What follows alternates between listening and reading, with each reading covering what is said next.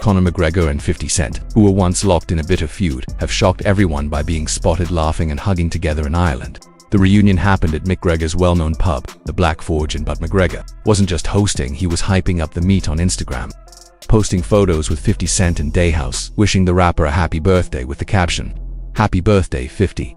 Does this mean their long-standing beef is finally squashed? It certainly seems so. Their feud dates all the way back to 2017, when McGregor was promoting his fight against Floyd Mayweather and randomly insulted 50 Cent during his trash talk. At the time, 50 Cent, who was close with Mayweather, didn't hold back in his responses. He mocked McGregor's loss to Khabib, posted memes about the infamous bus incident, and even claimed he could beat McGregor in a street fight. McGregor, never one to stay quiet, challenged 50 Cent to a celebrity fight in return. The two kept trading jabs for years, attacking everything from each other's money to their families. But now, seeing them celebrating side by side makes it what like all that bad blood is in the past.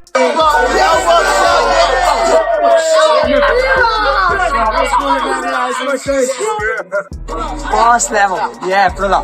Jump in the whip. Yeah, let me in. Here we go, folks. Conor, let me in the whip. This is how we do, brother. This is Dublin, baby. Hey, what a city. What's up, my man? Let's go, baby. Yes, sir. Okay. I even think we're going to have a UFC fight. Does anybody watch UFC, the great day in the world? We're going to have a UFC fight. We're going to have a UFC fight. Think of this, on the grounds of the White House. Conor McGregor never misses a chance to jump into the spotlight when major news breaks. After President Donald Trump announced that a UFC event will take place on the White House lawn in 2026 to mark America's 250th anniversary, McGregor wasted no time reacting. In typical Conor style, he didn't just express interest in fighting. He boldly claimed he would headline the event as the President of Ireland. It was classic McGregor showmanship, but not everyone found it entertaining. Khabib Nurmagomedov's team, for example, didn't hold back.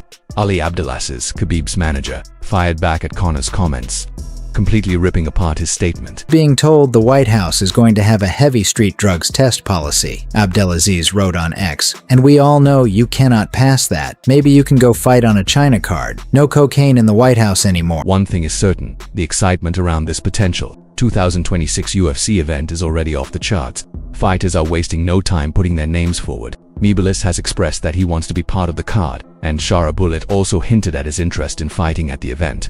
American fighters, in particular, are thrilled about this historic opportunity. Jon Jones reacted to President Trump's announcement as well.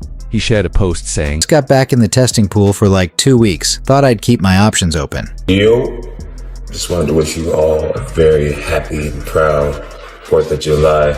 Hope you guys were safe this year and that no one lost any fingers or anything like that. Dutch, lay down. That's a good boy. USA. For honestly, the idea of hosting a UFC event at the White House sounds amazing. But if the UFC really wants to pull this off, they need to give fans exactly what they're craving. For now, it all seems like wild speculation. But if this card actually becomes reality, it wouldn't be shocking to see Conor McGregor return just to grab the spotlight once again. Meanwhile, over in the lightweight division, Ilia Topuria might be enjoying his recent streak after knocking out 3 big names in a row. But not everyone is convinced by his hype. Arman Tsarukyan, for instance, has been openly criticizing Topuria and isn't holding back at all. Tsarukyan still believes he deserves the next title shot, especially after nearly having it snatched away by Paddy Pimblett, determined to set things straight. Arman has begun targeting Topuria directly, digging into his past mistakes in an attempt to tarnish his reputation.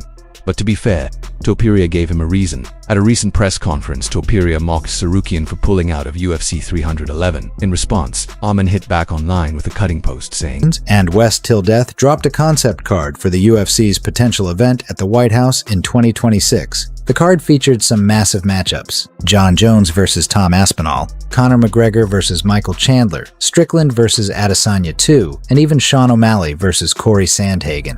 But while the idea is fun, not all fans are happy with the lineup. Comments started flying on X. Where's Ilia versus Makhachev? Or, move Conor versus Ilia to the main event, and it's a deal. You have multiple retired fighters on this card. Some fans were surprised that Conor McGregor wasn't the main event. Brother, truthfully, there's no world where McGregor is a co-main event, no matter how much his reputation is damaged. To be honest, he even went as far as posting screenshots to back up his claims. One showed a cancelled featherweight bout against Jourdain, which was scrapped because Topuria failed to make the 145-pound limit. Then, Armand shared an old photo from Cage Warriors 94, where Topuria defeated Brian Bullen with a first-round finish, but had missed weight by 4.4 pounds, making him ineligible to claim the title that night. Tsarukyan didn't stop there. He also brought up UFC 317, accusing Topuria of missing weight for his title fight.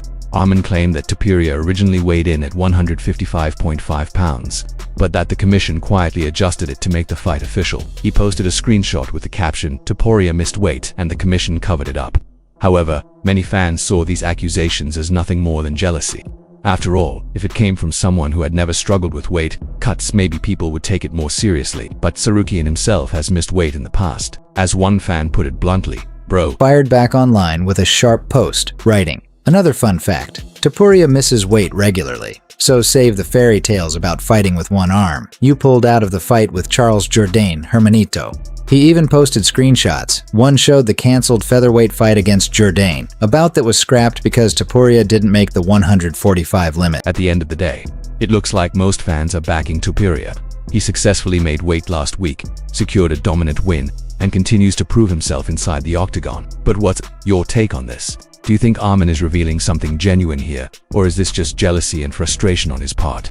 Share your thoughts down in the comments. He posted a screenshot saying, "Topuria missed weight and the commission covered it up." But for many fans, these accusations feel like jealousy. Things just got even more intense between Ian Machado, Gary, and Belal Muhammad. In true Gary fashion, he openly called out Belal for a fight at UFC 319, aiming to face him right in his own backyard of Chicago. But Belal wasn't going to let that slide. He quickly fired back with a response of his own. However, fans couldn't help but joke that Bella's reply sounded like it was written by ChatGPT. One fan wrote, "Bro, you pulled out of a title fight because of a sore back, even though you were rolling with Nina just days before. You just ruined a card this year because you missed weight. You're the last person who should be talking. Topuria would have ended your scammer career."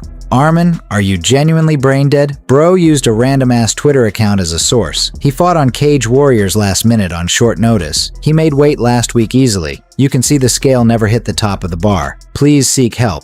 Your boss literally said you missed weight. Why even bring this up? Don't call people out for missing weight, Mr. Nina Drama and back spasms. In a recent post, Paddy Pimblett didn't hold back from taking a jab at Ilia Topuria. He claimed that he's been having wild dreams about knocking Topuria out in just 10 seconds. Just like Conor McGregor did to Jose Aldo, Pimblett boldly declared that if they ever face off, he'd finish Topuria just as quickly. I will hold your head, yes. Ready? Let's go! Yeah!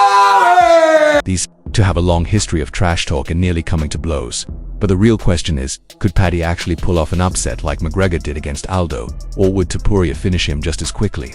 Either way, if this fight ever gets booked, it's guaranteed to be one of the most hyped matchups in recent memory. But who do you want to see Topuria face next? For most fans, the dream fight is against Islam Makhachev. That clash would be one of the biggest in UFC history. However, Makhachev doesn't seem too interested right now. If he really wanted that fight, the UFC would already be promoting it heavily. At this point, it feels like all the trash talk is coming from Topuria's side, while Makhachev remains silent, and that silence speaks volumes. It's possible that Islam is focused on his potential matchup with Jack Della Maddalena. If that fight happens and Makhachev comes out on top, we might finally hear him mention Topuria. But if Makhachev loses to Jack Della Maddalena, out here trying to do Conor cosplay with Dollar Tree trash talk. Bro, your lines hit softer than your jab. You sound like a teenager who just discovered McGregor highlight reels. You want to outbox me? Try out talking me. First, without embarrassing yourself. Until then, go back to rehearsing in the mirror. Maybe one day, your trash talk will be as sharp as your barber's fade.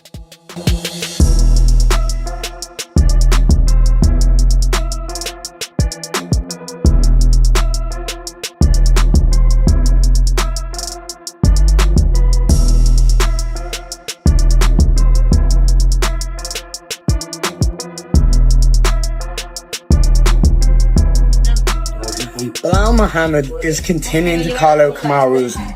Kamaru Usman has said himself that he's not fighting anytime soon. So why does he keep calling him out? Because he's avoiding me. He's now started to mention Sean Brady's name again, a man who he's already knocked out. Imagine calling out someone you've already knocked out. Here's the truth. Had Bilal beat JDM, he would be fighting me in his hometown of Chicago. So do the right thing. Don't let your hometown down and accept the fight in Chicago. I'll see you. As for the new lightweight champion Ilia Topuria, he's already attracting big names who want a shot at him before UFC 317 even took place. Justin Gaethje made it clear that he wants to face whoever came out on top between Topuria and Oliveira this November. According to Gaethje, his goal is simple. He wants to knock Topuria out. I think I'm his kryptonite, and people can laugh at me all they want when I say it, but I genuinely believe I'd finish him. I don't see him lasting 5 rounds with me. I genuinely believe I'd finish him.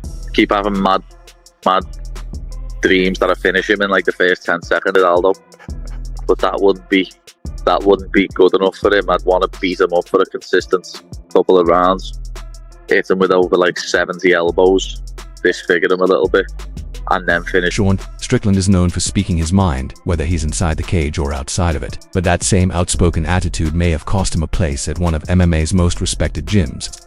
Recently, UFC legend Dan Henderson shared the story of why he ended up kicking Strickland out of his gym. During an episode of the Overdogs podcast, when Mike Perry asked what really happened between Strickland and Team Quest, Hendo didn't hold back at all. Makhachev loses to Jack. Does he drop back down to 55 and challenge for the championship, or does he walk away forever? Whoa! I had not considered that. And I know you would love to have a conversation about, oh yeah, but Islam versus Ilia, they got to get that sorted out. That's in your mind. Islam did his job. Beat anybody in the world around you at the time. Your job's not to go beat a guy that came along after you. Let's just not. Care who wins.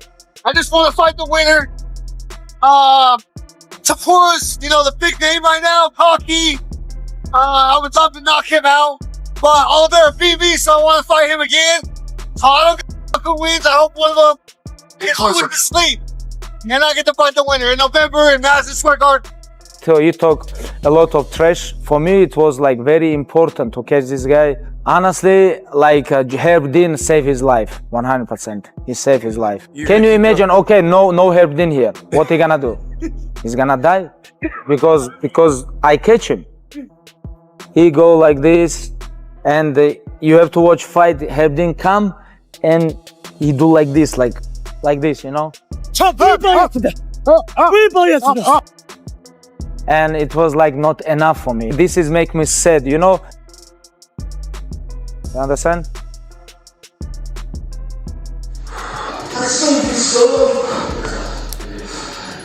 Арба у нас сегодня насмерть. А Бакар? Бакали. Молодой, да утечи, горе. Что стучишь? А? Уснул он? Что стучишь? Что, молодой, до утра борись. Maybe had to tell him he couldn't come back to the gym. I'm talking about Sean Strickland. What happened with him training with you? He would got in a little, argument matches all the time with, some of the guys that thought he was going too hard. And then he would go online and talk about him, and he did it a little bit too much, just more socially. I didn't care what happened in the room, when you send it out to, everybody to hear all that.